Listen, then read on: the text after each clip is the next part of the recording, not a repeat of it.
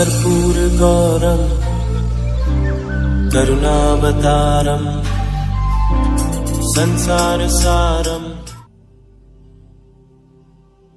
ओम शिवाय, जय माता दी। पुनः स्वागत है आप सभी का हमारे बहुत प्यारे से मकर राशि के जातक और मकर लगन के जातक 1 से लेकर 31 जुलाई तक की जो ये समय अवधि है, सब आप सभी जातकों के लिए कैसे जाने वाली है।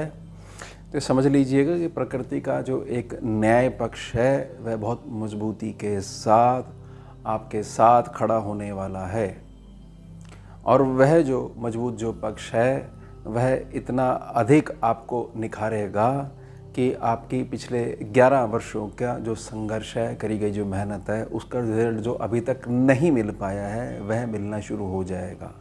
ये बिल्कुल सटीक बात है कि 11 वर्ष को आप ऐसे गिन लीजिए कि एक तो 7.5 वाला जो काल है वह गिन लीजिए, और उसके पश्चात जो थोड़ा सा समय और निकला है, तो उसमें जो कई वर्षों की करी गई जो मेहनत है और बहुत लंबे समय का जो आपने धैर्य का जो सद्गुण है उसकी पालना करी है, अब फाइनली आप इतना मेहनत कर करके निखर गए हो कि फाइनली अब आपको समय जो है वह ग्रहों की चाल के माध्यम से आपको स्वर्ण बनाएगा ही बनाएगा। चलिए अब हम इसको समझते हैं कैसे।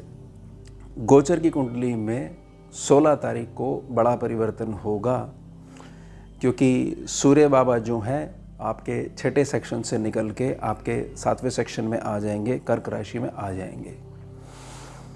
6ठा सेक्शन जो है वहाँ पर सूर्य देव की परफॉर्मेंस जो है हर प्रकार की नेगेटिविटी को दबाने में बहुत ज़्यादा खर्च हो जाती है। तो जातक जो है बरकत के संदर्भ में बहुत ज़्यादा जो है बढ़त कई बार नहीं देख पाता है, और देख पाता है तो यानी उसकी लगन कुंडली और डिविजनल चार्ट्स हैं वो बहुत ज़्यादा मजबूत स्थिति में बने हुए हैं, मतलब जातक को उसका पता है कि ये ऐसे इसको अप्लाई करा जाता है। अब जैसे ही 16 तारीख के बाद से 16 जुलाई के बाद से ये 7वें सेक्शन में पहुंच जाएंगे, तो वहाँ पर जो भी बुझी हुई दबी हुई जो ऊर्जाएं हैं, ख़ास तौर से जहाँ पर आपकी पेमेंट फंसी हुई है, ख़ास तौर से जो आपके जीवन साथी के जो रिलेशंस हैं वह ठंडे पड़े हुए हैं। यह समझ लीजिए कि जीवन साथी का एक पक्ष ऐसा है वो समझना ही नहीं चाहता है, वो अलग ही जोन में गृहस्थी को आगे ले जाना चाहता है, यानी कि एक मतता बिल्कुल नहीं है, या गृहस्थी की शुरुआत होने की जो मांगलिक कार्य हैं उनकी शुरुआत ही नहीं हो रही है, तो वहाँ पर जो अंधकार बना हुआ है उस अंधकार को पूर्णतः डिस्ट्रॉय कर देंगे।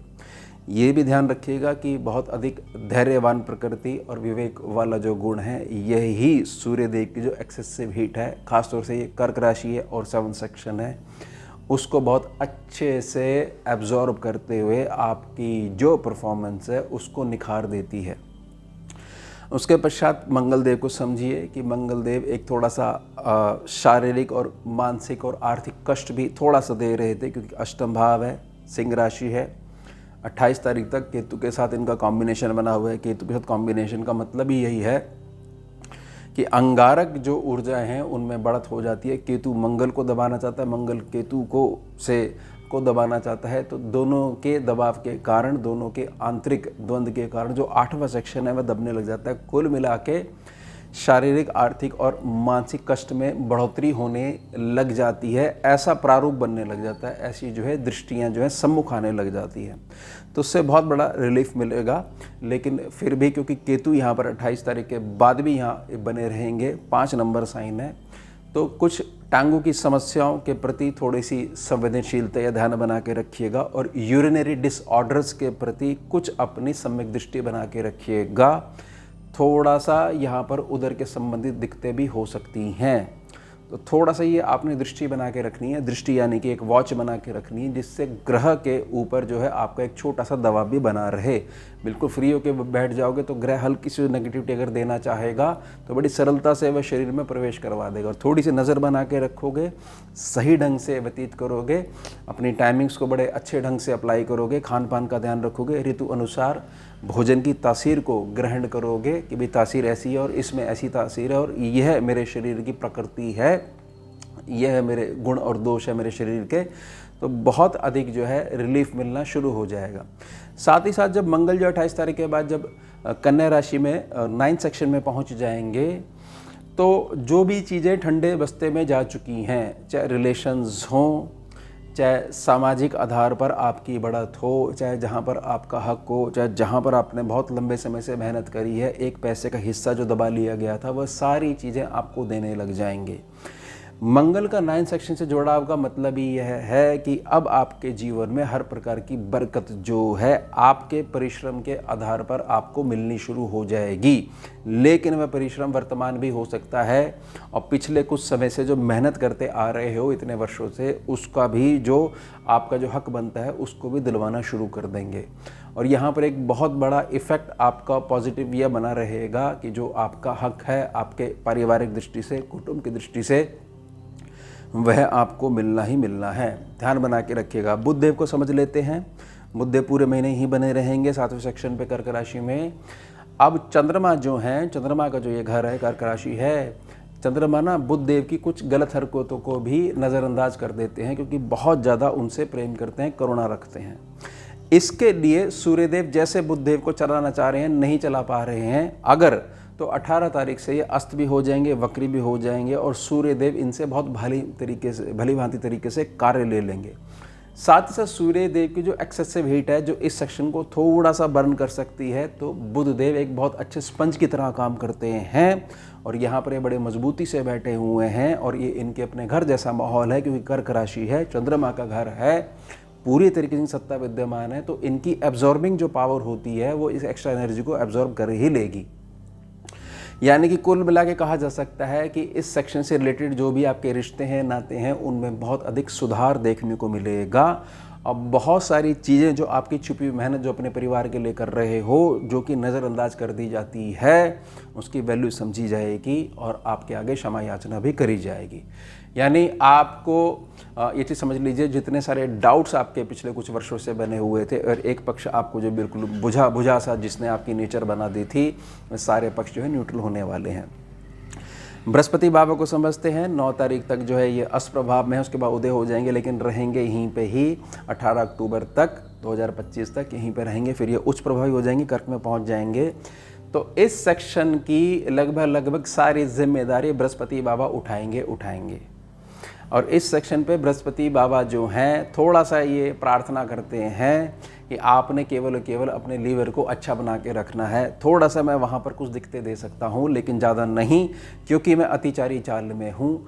मैं हमारी जो शुभता वाली जो प्रकृति है उसमें अधिक बढ़त करूँगा, लेकिन मेरी मूवमेंट जो है वो सामान्य मूवमेंट नहीं है, बहुत तेज़ी से मैं मूवमेंट करूँगा। तो गलती से भी बड़े बुजुर्गों को नज़रअंदाज करते हुए, ये नहीं कि अपनी बुद्धि में जो चीज़ आगे कहीं ऐसा ना हो कि लेनदारी देनदारी वाले चक्रों में आप पड़ जाओ। और अगर थोड़ा सा डिस्टर्बेंस अगर हो गई है कि मान लीजिए जब से 12 जुलाई से जो है ये इसमें अष्टप्रभाव में आए थे, तो अगर थोड़ी सी चीज़ हो गई है तो वह भी मैं उदय होते ही 9 जुलाई के बाद से कुछ चीज़ें आपके पक्ष में वापस लौटाना शुरू कर दूंगा। साथ में जो है शुक्र जो है आपके पंचम भाव में जो बैठे हुए हैं, 26 तारीख के बाद से ये आ जाएंगे गुरु बाबा के साथ में। शुक्र और गुरु की ये जोड़ी है, इस सेक्शन को बहुत ज़्यादा निखार देगी।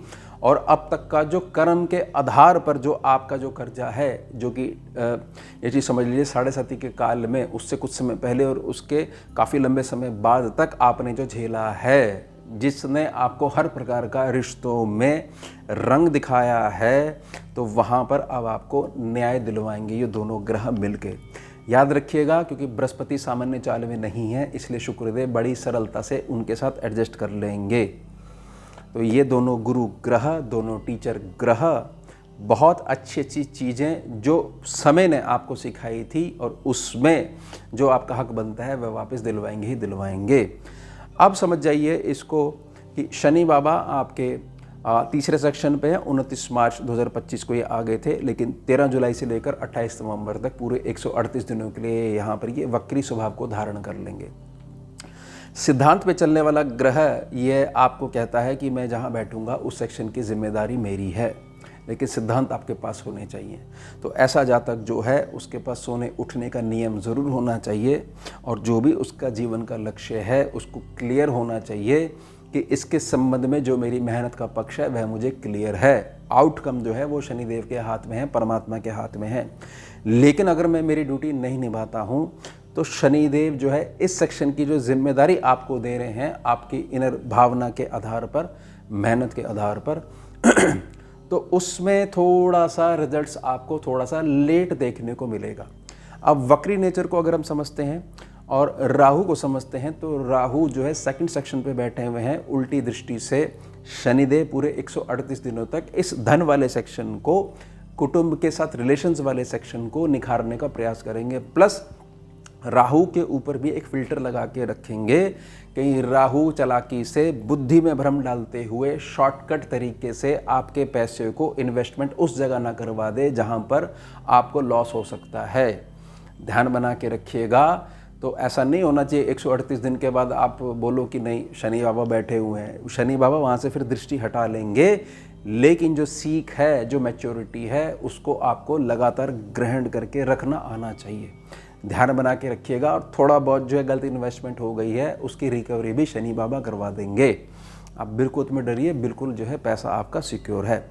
साथ ही साथ आप समझ लीजिए केतु बाबा को पुनः मैं प्रार्थना कर रहा हूँ कि अष्टम भाव का जो केतु है थोड़ा सा टांगों में, यूरिनरी डिसऑर्डर्स में दिक्कत दे सकता है।